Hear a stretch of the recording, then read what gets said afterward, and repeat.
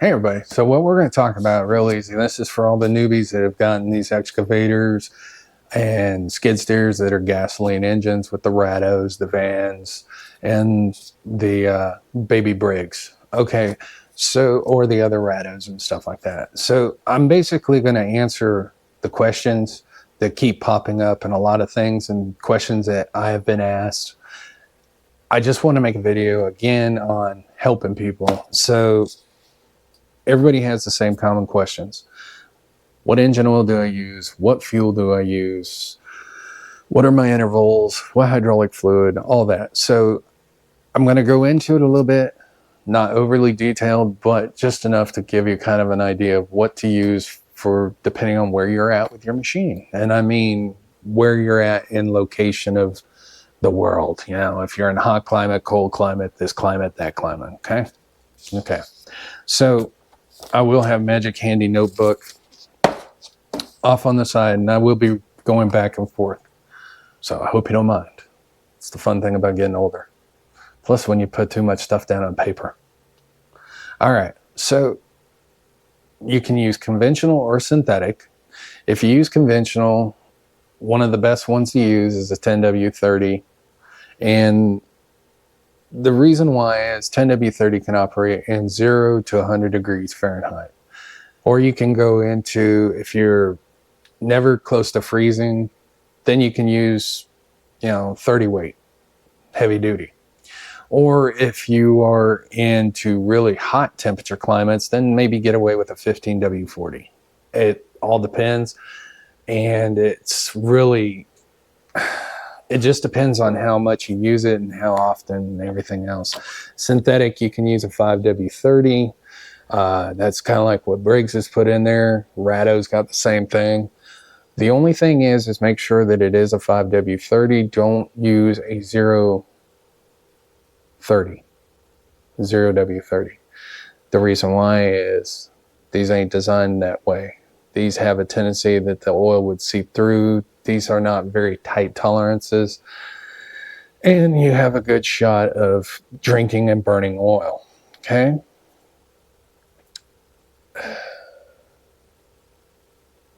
Just review whichever one you can for your engine manual, and it'll tell you in there. But just like I said, never use 0. Okay? Your change intervals, of course, we always know the first couple hours, change out the stuff, then run it, change it probably again about after 5 hours. We know about the interval of when you first get it, change the oil well. Don't go any more than 5 hours, change it again, replace the oil filter, etc. down the line. Now, they say that the average interval is about 50 hours before you have to change the oil. If you're running conventional or synthetic, it's kind of like, they say synthetic can run longer. I don't know. With me, my intervals are 20 hours. I don't care what it is, how it is, what I put in. It's just 20 hours. Yeah, it might be a little more expensive, but at least I get to see what the oil is.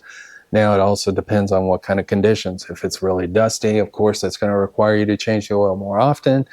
If it's in a humid climate, definitely going to have to change the oil more often and keep an eye on it. Make sure that you're not collecting moisture in there and contaminating your oil. Okay? So,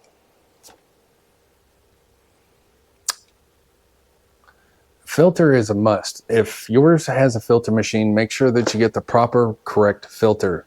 You can get their cone filters. When I'm saying cone is the inside looks like this, or they have a protrusion.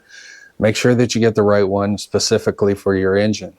You can have an issue where you put the wrong filter in and it's not getting enough circulation. It could starve your engine, or you could puke out all the oil. There's a lot of little things that can happen. It properly not cleaning the oil like it should.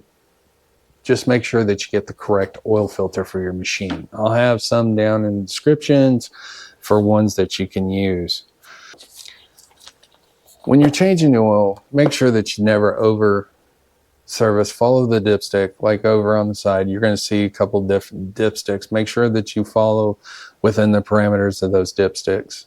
Don't overfull, because that can lead to another problem that we'll be talking about in troubleshooting. So just make sure that you know that, like a single piston, 15 horse or 13.5 horse Briggs or the rados, they take anywhere from 3/4 to a quart. The twin pistons take anywhere from usually almost 1.8 quarts with a filter. Some take right at 2, and it'll put you right pretty much okay.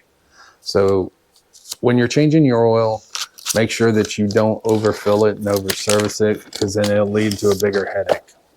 Okay? That's pretty much it about the oil. So now we go into the gas. Which one is the best one to use? Well, you can use any of them, but these engines run happy anywhere above 89 to 91 octane. Make sure that it's non-ethanol. The reason why is ethanol does not do well if it sits long periods of time. It'll start gumming up your system. You can put fuel additives in there and everything else to help prolong it, but just remind yourself that those fuel additives, it all depends on how good your gas is. It depends on the age of the gas. You know, you can get gas from a gas station that was refined maybe a week, 2 weeks ago, then put it in there, you'd be good to go. Then all of a sudden, maybe somebody in the government opens up the floodgates and takes old gas and starts flooding the market with it. And now you've got kind of 50-50 good gas with 50-50 bad gas. And you put this in there and your additive might not work as well. Some people use sea foam, Marvel's Mystery Oil, water eater. There's quite a few different ones for all different kind of aspects of stabilizing the fuel stabilizer. They use that too.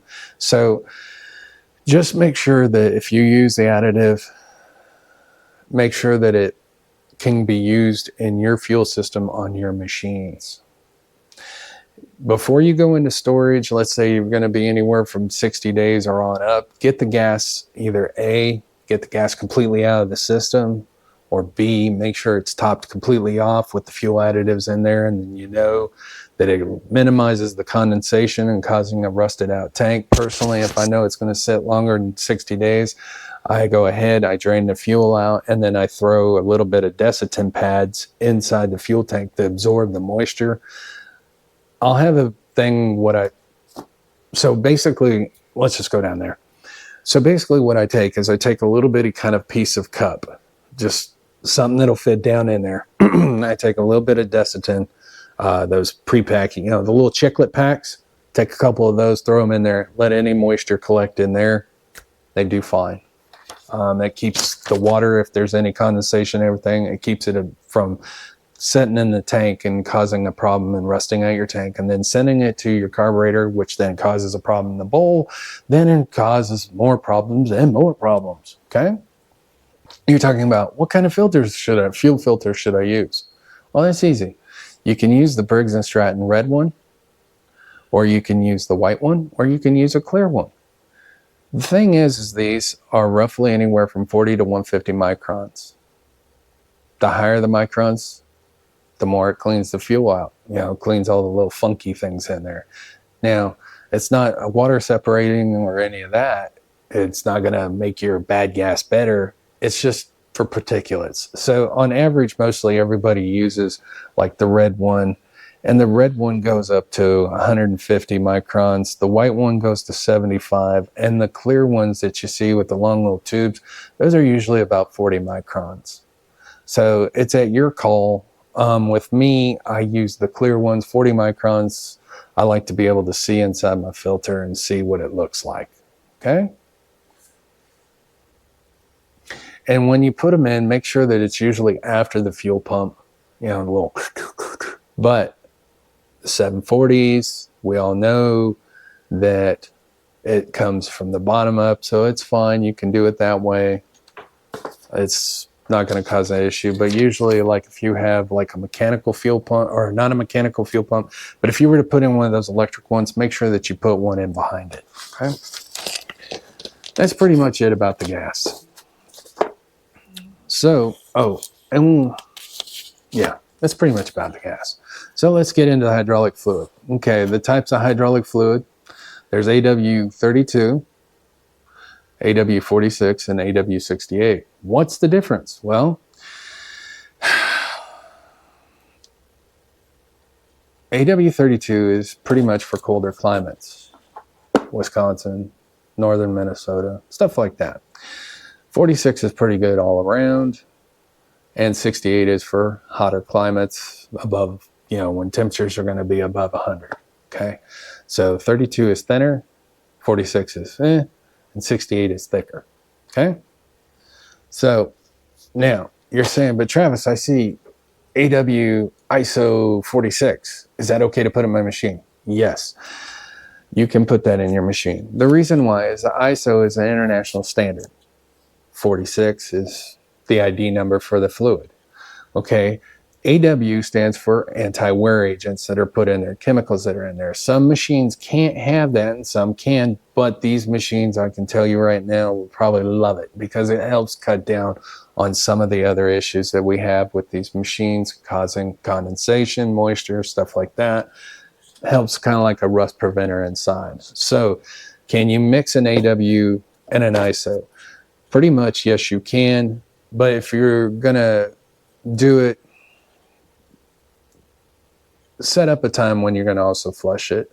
Don't make it a constant, just because you never know what there might be another additive from another company that, even though it might say ISO 46, they might put an additive in there and it just might be down in the description somewhere. Okay. So another thing is some people go ahead and decide, well, I like to use engine oil for hydraulics. Somebody's going to say, what? Yes, the old tractor days. So, like, ISO 32 is SA 10. And then SA 20 is AW 46. And SA 30 is 68. I don't recommend it unless you're in a pinch. Another thing is, don't mix hydraulic fluid. Don't mix 64 or 46 with 32 unless it's a dire need. People have gotten away with it. It's just that you're thinning it out or you're thickening. It's whatever. Just if it's temporary, okay. But make sure that you're also going to go ahead and change out the filter too. If you're going to do that, you might as well do a whole complete flush. Now, flushing the system is real simple.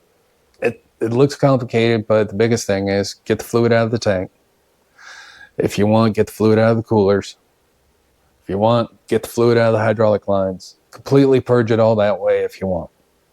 That'll give you 100% completely new fluid in there.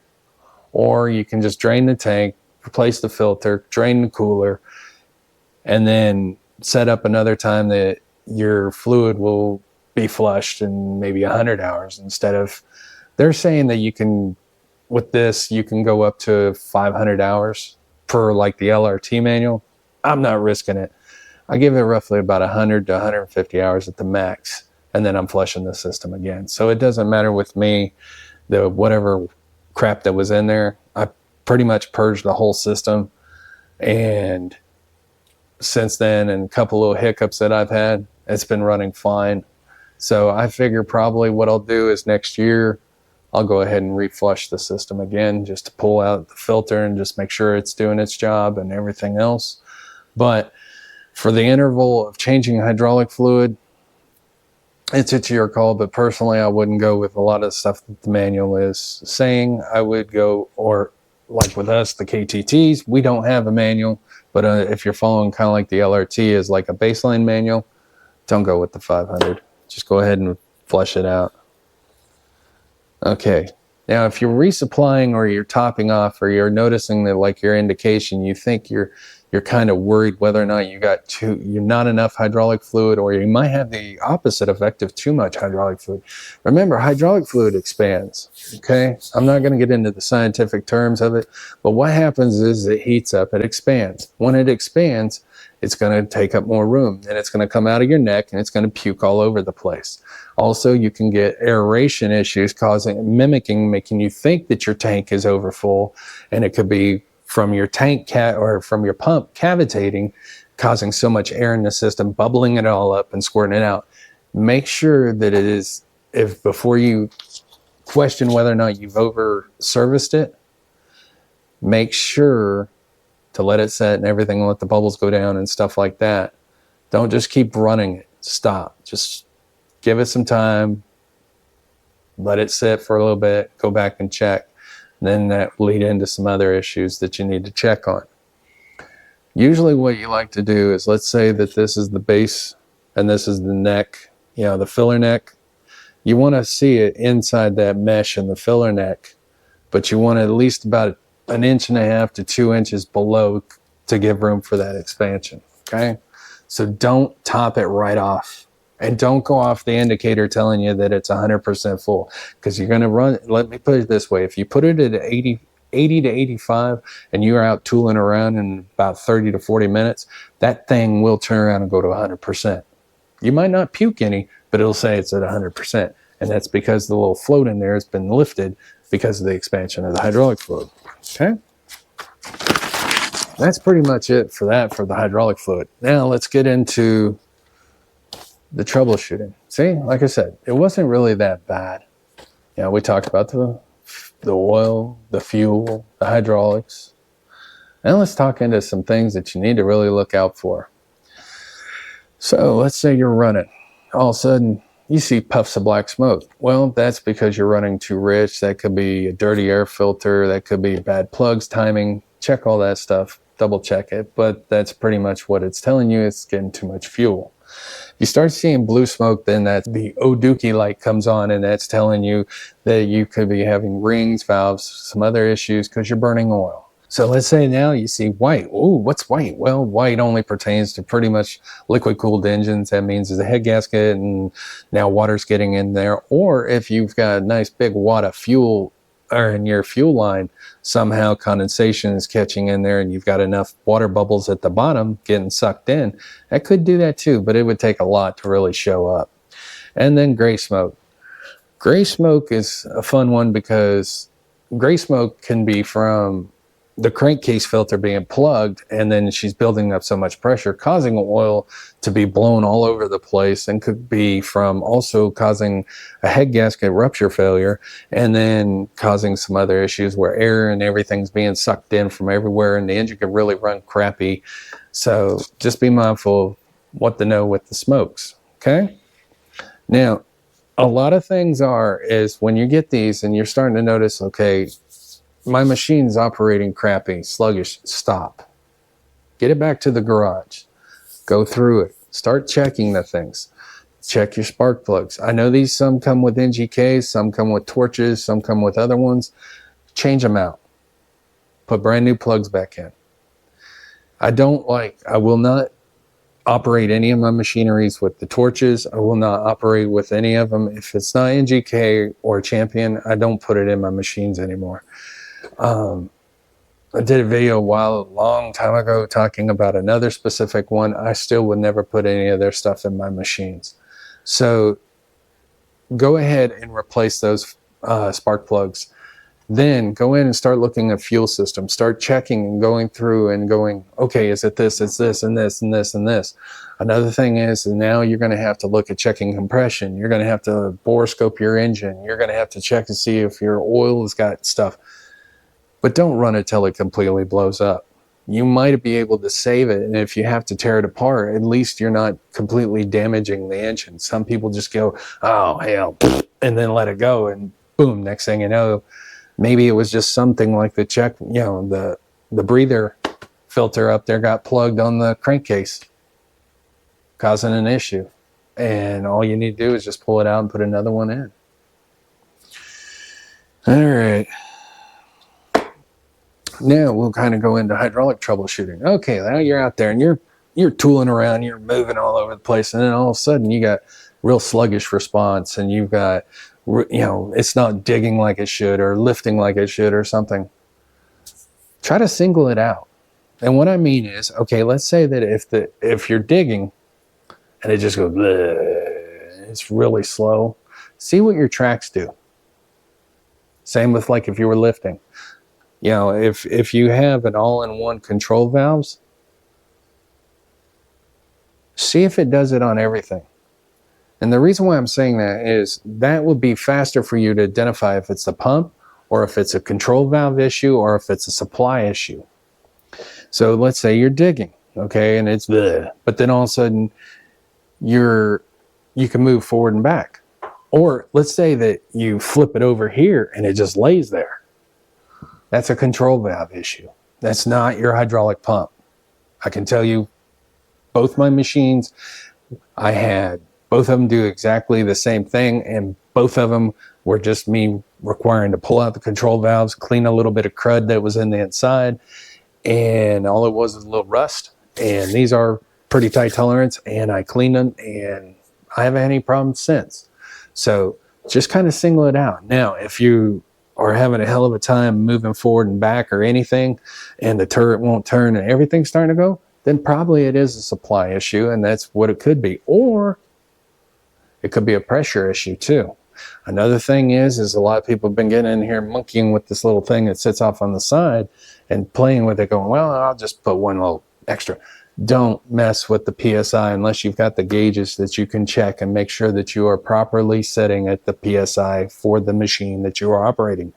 You can put too much PSI, which then in return, you could damage your lines, you can damage your controllers, you can damage the cylinder, you can damage so much more if you start going above and beyond what these PSI ratings are for these specific machines.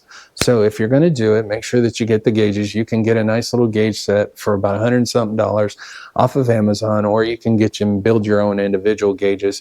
Being that if you know that these are all den fittings, or the KTT setup has its own little charge ports that's sitting there right off on the side, you can use that and plug in there and be all fat, dumb, and happy. So that's the biggest thing I can tell you is don't start messing with those, trying to think that those are going to help you right then and there, unless you have a way to make sure that you are 100% sure that it is a pressure issue. Because like I said, it could be a flow issue, it could be an aeration, you could have low fluid, and then all of a sudden everything's going wonky. So it's real simple. Just go back, make sure that you are properly full. If you got a high amount of aeration and you hear your pump doing some weird stuff that doesn't sound right, it could be cavitating and the pump could be taking a dump. And the next thing you know, you might be out just the pump. It might not be a cylinder. It might not be this, this, and this. Just kind of stop a minute, try to hone in exactly what it is and work from there. So let's say you've got a Facebook account. You can go over here to this nice little site. Okay, boom, you're looking in there. Before you go down and start typing in something into the questions, go over that one little spot that's highlighted. It's got a little search there. Type in your stuff there. Say oil. Poof. And it's going to come over here. And then over here, it's going to be, oh my goodness, there's going to be a whole list of stuff. If it's something that you're running into, use those search bars once you've been joined in those groups. That will help a lot. That will cut your time down if you're trying to find a specific answer. If you don't find the answer, then go ahead and post into the comments going, hey, first timer, I need help. This is what I've tried. I've tried all this stuff, through all this, and it's not working. Can you help me? You'll get a faster response from a lot of people that way now, because if you could just sit back once you join, just go through and just start looking, you'll see oil, hydraulics, oil, hydraulics, hydraulics, oil, tracks, hydraulics, oil. And it gets monotonous to where you just shut off notification because that's all you're seeing anymore. The other thing is really nice about this is if you go over to the other side, and while you're on there, there's a thing called files. And a lot of people, that's what's so awesome about these groups, is you can turn around and find a lot of your information, a lot of your questions, and the actual manuals for your machine. Now, granted, some of the machines like the KTT-23 and some of the other ones aren't in there, but you can find like the motor manuals, for the Rados 740s or the Briggs & Stratton 21 XR 2100s and the baby Rado and stuff like that. There's a lot of stuff. And then people are finding manuals now on how to fix your pumps.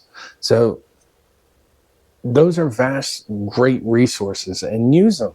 That's what they're there for. That's the community coming together to help people. So just be mindful that the people are there if you need them.